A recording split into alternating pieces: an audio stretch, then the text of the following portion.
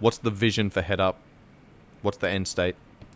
Yeah. So mad. I've been emailing and talking to everyone I can on social media, and the headline or the bottom line for Head Up is prevent veteran suicide. We have lost 10 close friends, people we know, people we served with in the last 6 months to suicide. It's getting worse. As you know, you've experienced the same with people you serve with and know. And as we get involved in this charity world and Head Up gets out, we have loads more people getting in touch with us. Yeah, my brother committed suicide. This. And what's weird, when you hear these stories, you put it to a unit and you're like, yeah, man, I was with that unit here in Afghan, and you're like, and it's just because another lesson, because it's not in the media doesn't mean it's not happening. But this is huge in the UK. It's massive. So many families affected. Life changing, isn't it? Life changing, losing someone to suicide within your immediate family. So prevent veteran suicide. How are we going to do that? We're going to do it by building a retreat. And this retreat, essentially, the vision for it is, not trying to be the heroes, but like someone's having a hard time, they're on the ropes, and one of their friends or someone going, I've heard of a place, and it's non-military, and there's 4 guys there that run it that have your back, and that's all you need. And then you come in and we're gonna have this set course, but whatever you fucking need, like this is a place you can come to if you're on the rope. Do not commit suicide. Like even if you're homeless, you've got no family, there are 4 blokes that have your fucking back, and we will teach you that actually there's an army of people that have your back. People do care about you, and that is not an option. Like suicide is not an option. There are people here that care, and we're going to teach you, as long as it takes, better ways of living. It's not just about the course and the positive mindset stuff and the sort of pillars of health. It's contacts. It's I know someone, and this will just build and build. The veterans are, you do anything, even if it's not sensible to you. I'd do anything to help a veteran. If you were in a situation financially, for example, and I couldn't afford it myself, I'd find a way of doing it so that, because that's what you do for your boys, and you'd be exactly the same for me. That's what it's about. But bottom line, prevent veteran suicide. The UK isn't as big as Australia, right? Like this retreat, when we build it, is going to be centrally located in the UK, so you can get there. We will get you a train ticket if needs be, but like just get to us, and it's this sort of, I'm not going to say like beacon of light, but there's somewhere you can go when you really get to the ropes and you think there's nowhere else. That's the vision. That's the aim. Yep. I've got a conversation booked in with the Swiss 8 boys in the next couple of weeks, but you guys are going to be tying in with Swiss 8 as well. Guys will essentially come in to, if guys are having issues, they basically get sent a link for the Swiss 8 app. They go through the 8 pillars of health and wellness. They schedule in, they structure, the most important things that's going to make a difference in their life, that's going to get them moving in the right direction, have a positive impact on their mindset, and then, set them up to be able to then come into you guys, go to the retreat, learn from you guys these are the principles, right? Like, if you're, in a highly sympathetic state all the time, you're in this constant fight or flight, we need to give you some tools to drive the parasympathetic nervous system. We can get you to relax, calm the mind down a little bit, right? Here's your tools. For one person, this might be yoga. For another person, that might be a float tank. For another person, that might be a fucking, horse therapy or animal therapy or whatever it might be. Like, there's different methods that we can utilize to achieve that desired outcome. Guys will come and spend that time with you. You'll teach them these lessons. You'll give them these principles. You'll give them the different methods, and then they go off and then they start implementing that, and they start finding those things that work best for them. And hopefully then they can start impacting their friends. They can start telling their friends about the things that are working for them, and give them some ideas, and build a little bit of a community of people that are going to be like-minded and supportive towards each other, that are going to share these tips and these principles and different methods that are going to achieve those outcomes. But then you also have access to the Swiss 8 app again to then go, all right, now I understand these principles on a much deeper level. Now these different methods, they make a lot more sense to me. Which one am I going to choose to achieve this outcome? Yeah, definitely. we highly rate the Swiss 8 app. It's already on our website as like there as a partner, and actually for reference, like we encourage people to download it and get involved. It's going to be part of our aftercare, so to speak, of just like, if they need that. But I had a conversation with the Swiss 8 lads not so long ago, and we said, like, Mex and they're funny guys, but we were like, it takes 10, 20, a lifetime of studying for a doctor or psychiatrist to actually be able to get inside our heads and help. And even then, it may not happen. Like, we're not going to be able to do that. What we are going to be able to do is spread a positive ideology, like sort of similar to why ISIS has spread so much, because it's an ideology as opposed to like a technique. It's you're just spreading an ideology. This is why it's so hard to fight, and that's what we're trying to do with mental health. Is mate, I don't need to go into why you're upset and stuff. I'm not going to try and dive into that, but these are better ways of living. These are better ways of thinking. And like you said, you've gone wrong because you're here. This is how we get you back to here. Like, these are the different techniques. These are the tools. And this is what Soldier wants as well. You don't want to be... I don't know if you've ever sat down for therapy or anything like that. I don't want to be told what to do. I want to be left to do it on my own.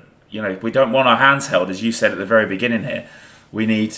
give a guy the tools and let him crack on. And I think that's where, again, Swiss 8 is going to work. Because guys don't actually have to pick up the phone and talk to anyone. You just got to download an app, man. And even if you just flick through it on the sofa and you think, hey, shit, there's some good things here, or these resonate with me, or I'm going to give this a crack. And before you know it, you're helping people you don't even know. It's a brilliant context. And it's using technology, as we said, to a positive. Like, I don't need to know you. I don't need to speak to you, mate. Like, you don't need to tell me your problems. Just download the app, man. We're here for you. Yeah, and then pick and choose what's going to resonate best with you. Like some of the mindfulness stuff might not work for people right now because they're not in the right headspace. Some of the minimalism stuff might not work, or whatever it might be. So, some people might gravitate towards the fitness. They go to the fitness side of things and they go, hey, what's some movement that I can do that's going to, help me clear my mind and help put me in a better position, a better mindset, a better frame of mind, so that I can, positively influence the rest of my day. You might start with that, and you might just follow a training program for 2 months, and then you're like, all right, this is really good. Like, I'm feeling a little bit better. What's the next thing that I can do? Oh, I'm going to touch on nutrition. All right, what's some different nutritional techniques that I can use, or different ways of eating that's going to, leave me feeling better, leave me more energized, give me more energy, increase my productivity, improve my ability to get to sleep, improve my ability to train and to recover and adapt, and da-da-da-da. All right, what's the next thing? I feel like I've got some benefits from this.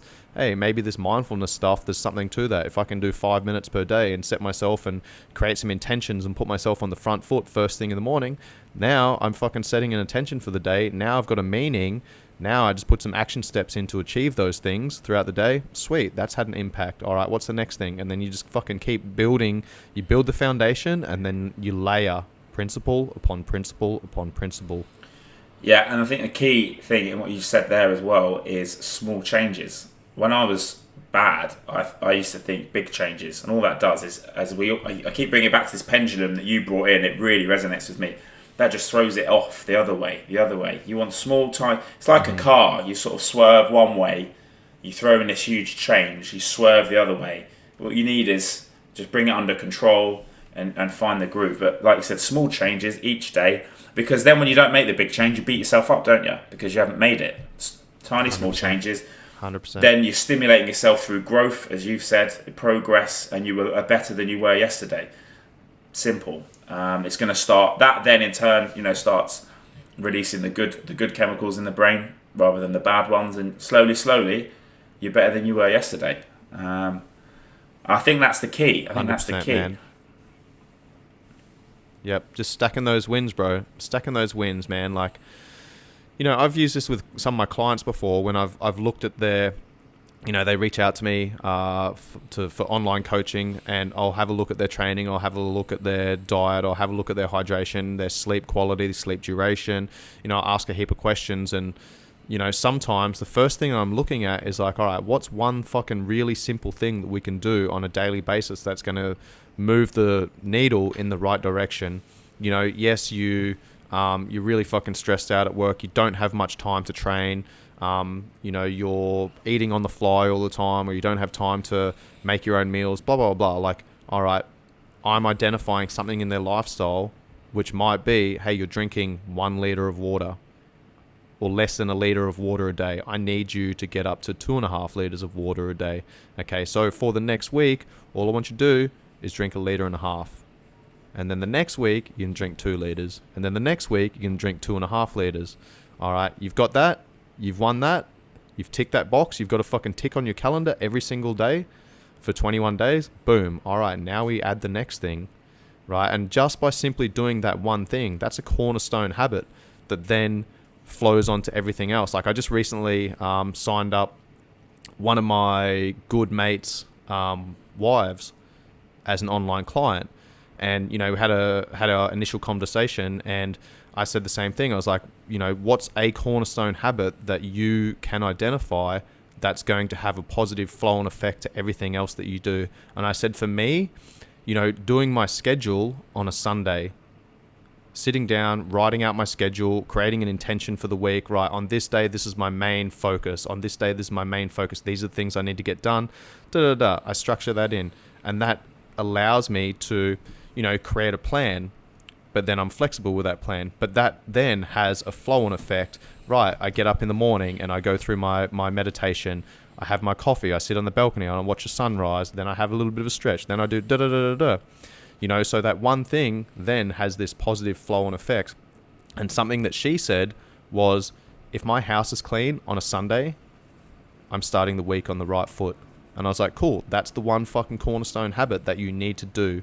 And you need to have a talk to your partner and communicate that in a manner that's like, hey, this is really important to me.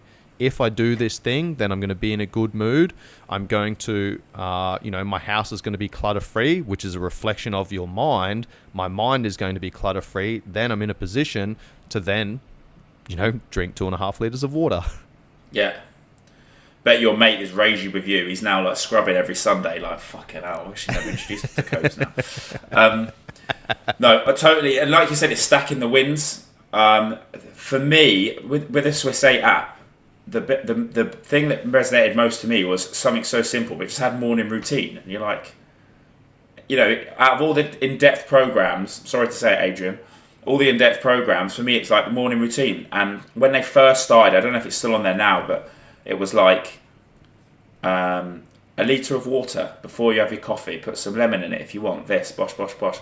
And when I'm mega crazy with work, the day is going fucking, going away. You're all over the place. Maybe I can't eat. I know I'm not going to eat, but I've, sort of as well as I'd like. But I've identified that is get up a little bit earlier, have your water, have your coffee, go and make the bed, take your supplements, have a decent breakfast, and then it's like, okay, I'm going to go into it now, and things might get hectic, but I'm good to go. What I haven't done is woken up 5 minutes before, running around, and you just crash the bang, and you're just rolling through it. Like you said, stack the wins and build the small victories and go into it. And identify it.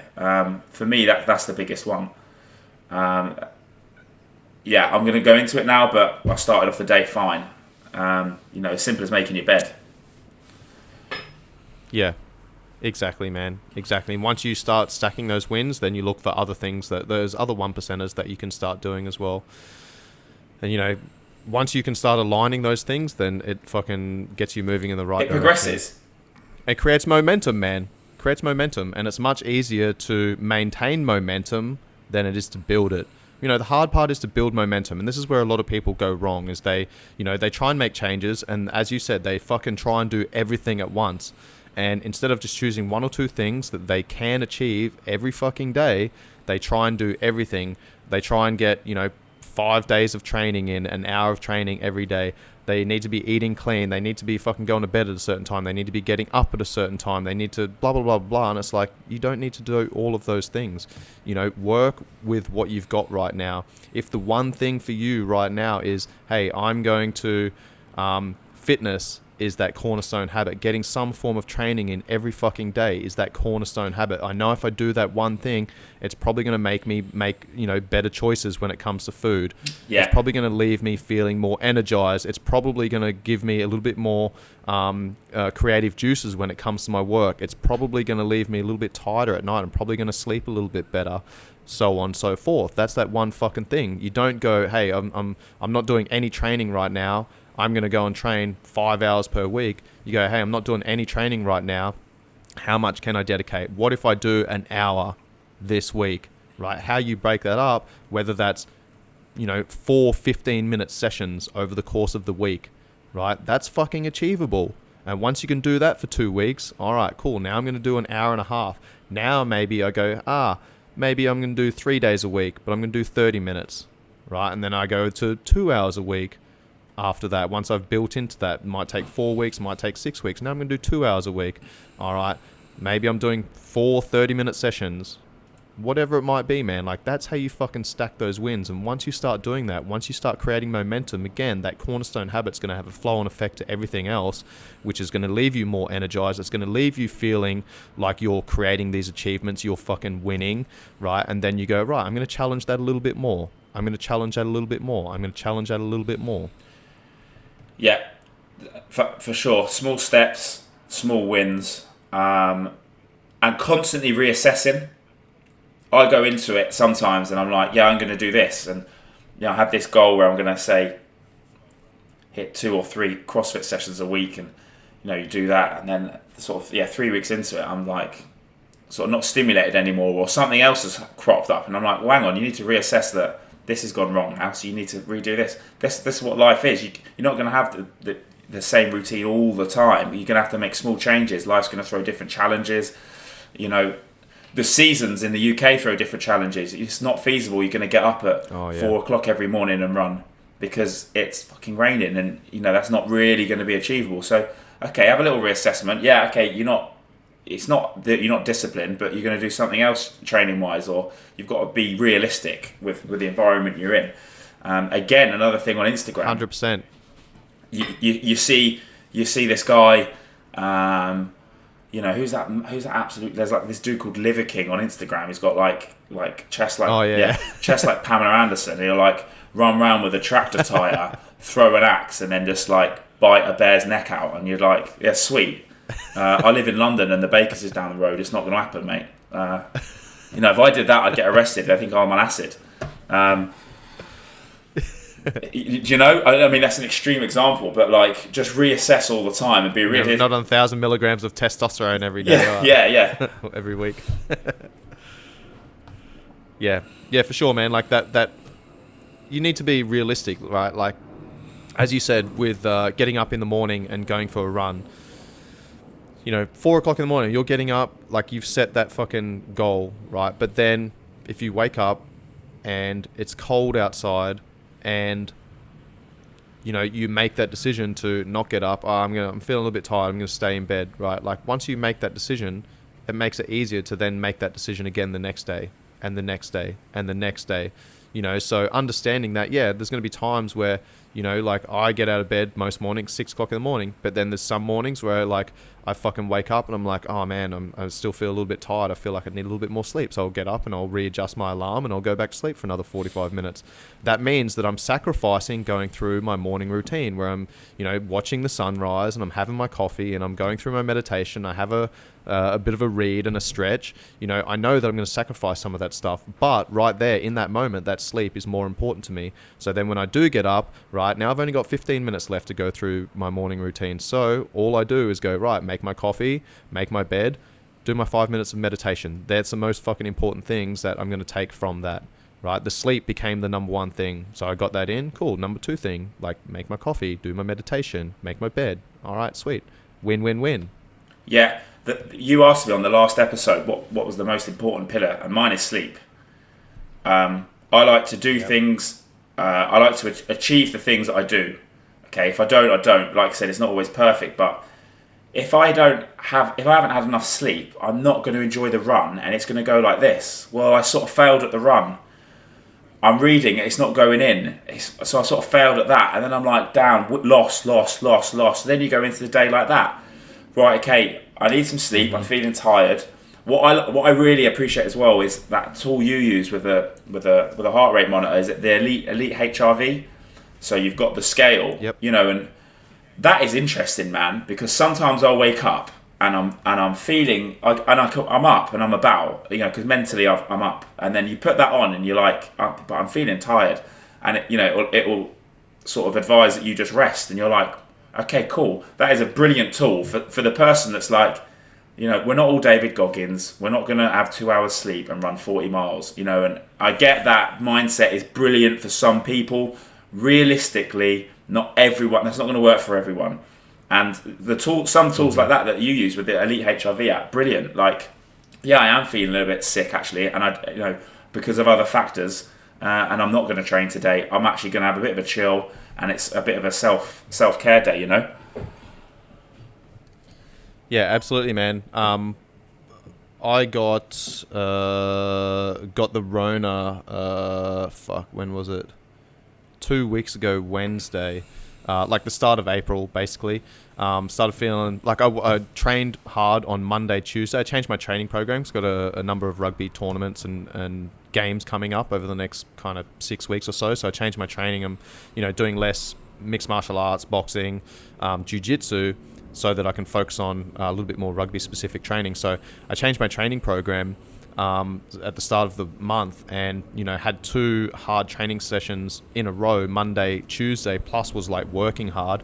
Dude, I woke up on Wednesday, took my heart rate variability. I woke up on the Wednesday and it was like a 2 in the sympathetic side, like in the red. And I was like, and my heart rate variability had come down like, 8 points, and my waking heart rate was up like 25 points. And I was like, fuck. So I checked the numbers, I checked the data, and I was like, oh, there must be something wrong here. Maybe, I was moving during the reading or whatever, it's throwing the numbers out, and like it said that the numbers was fine. And I was like, okay, well, I've just fucking obviously trained really hard, new training program, busy with work, just come off my digital detox weekend, etc, etc.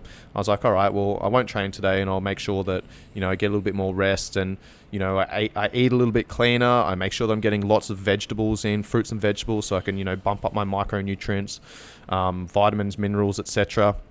I'm probably going to get a little bit more sleep tonight. I'll turn my phone off a little bit earlier, go to bed 30-40 minutes earlier, whatever, blah blah blah. So I'd already made this decision in my mind. Fast forward through the rest of the day, worked a number of hours, and then I was driving down to Rawai, like probably 20 minutes away from where I live, and I could feel my throat getting a little bit, not scratchy, but kind of like a little bit warm, and I was like, feel like I'm getting a little bit run down or something. And then I got to the gym and I started chatting to one of my clients, and I was like, hey man, how's your HRV this morning? He goes, oh yeah, heart rate variability is a little bit off this morning, blah, blah, blah. I was like, all right, cool, we're going to have to adjust your training. And then I started talking about my HRV, and I was like, yeah, really weird. I woke up this morning, my HRV was in the tank. And then boom, bro, it clicked, and I was like, fuck, maybe I'm getting COVID. And dude, that data told, and I straight away after that session, my client had already had it, and he's like, oh dude, I don't care, whatever, like fucking let's do this session. So afterwards I left, went home, tested straight away, negative, messaged my coaches the next that night, and I was like, hey, someone might need to cover for me, I'm feeling a little bit run down, blah, blah, blah.